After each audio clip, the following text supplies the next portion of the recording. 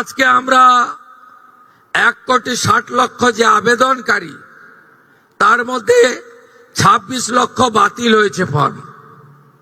তারা criteria fill up করেননি। যে ক্রাইটেরিয়ার কথা মাননীয় মালতী দি একটু আগে বলেছেন, কারা কারা যোগ্য বিবেচিত হবেন না। বাকি যে 1,30,00,000-এর বেশি ঝাড়াই বাছাইতে তারা যোগ্য বিবেচিত হয়েছেন, আমরা বেলা 1টার সময় আজকে টাকা ট্রান্সফার করলাম 1,09,92,378 জনকে। আজকে রাত্রি 12টা পর্যন্ত বাকিরাও পোর্টাল আপলোড হতে হতে তাদের অ্যাকাউন্টেও টাকা ঢুকতে শুরু করবে। কারা যেন বলছিলেন না যে আগের সরকারের যে বরাদ্দ ছিল, এই সরকার বরাদ্দ মাত্র 1,000 কোটি টাকা বাড়িয়ে অর্ধেক বেনিফিশিয়ারি করে দিয়েছে। আমরা একটা বেনিফিশিয়ারিকেও বাদ দেব না। যারা আমরা বেনিফিশিয়ারি বলি না, আমরা বলি এটা আপনার অধিকার। আজকেই আমরা 1 কোটি, ইতিমধ্যে 1,10,00,000-এর অ্যাকাউন্টে ঢুকিয়েছি, যার মধ্যে আমাদের তফসিলি জাতি, শিডিউল কাস্ট মা বোন দিদি রয়েছেন 26,63,555 জন। আমাদের মূলবাসী আদিবাসী মহিলা রয়েছেন 49,04,93,139,139, 5 কোটির কাছাকাছি, 5 লক্ষের কাছাকাছি।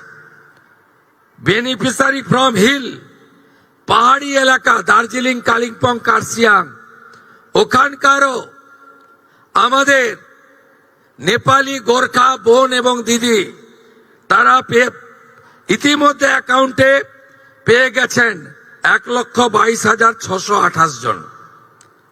আমরা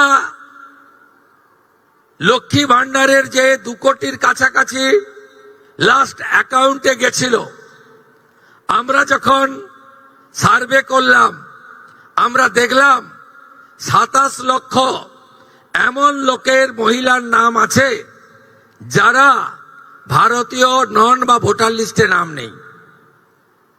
এক্ষেত্রে কিভাবে মৃত ব্যক্তির নাম আছে, এখানে থাকে না এমন লোকের নাম আছে।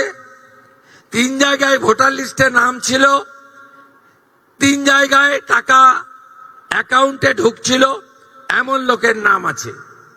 আমরা এই লোকেদের নাম কেটেছি, কারণ সরকারের টাকা ভারতীয় ছাড়া অন্য কেউ পেতে পারে না, কোনো অভারতীয় পেতে পারে না। আমরা এই ক্ষেত্রে ছাড় দিয়েছি। যারা বাংলাদেশ থেকে শরণার্থী হিসাবে এসেছেন, সিএএ-তে আবেদন করেছেন, তাদের ক্ষেত্রে আমরা যতক্ষণ না সিএএ নিষ্পত্তি হচ্ছে, তাদের এই সামাজিক ভাতা চালু থাকবে, আটকানো হবে না। শুধু তাই নয়, প্রশ্ন তুলতে পারেন এরা তো মূলত হিন্দু। আমরা সেক্ষেত্রে আমাদের লোক ধর্ম পালন করেছি। যারা ট্রাইব্যুনালে অ্যাডজুডিকেট হয়ে ট্রাইব্যুনালে আবেদন করেছিলেন, তাদেরকেও আমরা যতক্ষণ না ট্রাইব্যুনালে তাদের বাতিল বলে ঘোষণা করছে, তাদের এই ভাতা চালু রাখার সিদ্ধান্ত গ্রহণ করেছি। এতে কি কোথাও ভুল হয়েছে? আপনি ভারতীয়, দেশ আপনার প্রথম। আপনি সরকারি এক্সচেকারের টাকা, ট্যাক্সের টাকা কোনো অভারতীয়কে দিতে পারেন না। আপনি বলুন, আগের সরকার মহিলাদের জন্য চালু করেছিলেন 500, 500, 500। এই কর্মসূচির উদ্দেশ্য ছিল মহিলাদের অ্যাকাউন্টে যাওয়ার। আপনি অবাক হয়ে যাবেন, এই 2 কোটির মধ্যে 10 লক্ষ পুরুষ বেরিয়েছে। বলুন আমার মা বোনেরা, দিদিরা,